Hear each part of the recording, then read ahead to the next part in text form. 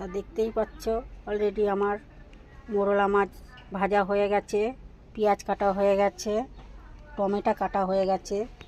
এইদিকে গাটি করেছি তেলাপিয়া মাছ দিয়ে, তো ওটা আপাতত হয়ে গেছে। তা এখন আমি কড়াইতে তেল জিরে দিয়ে দিয়েছি মোরলা মাছটা করার জন্য। তোমরা সব দেখতে থাকো।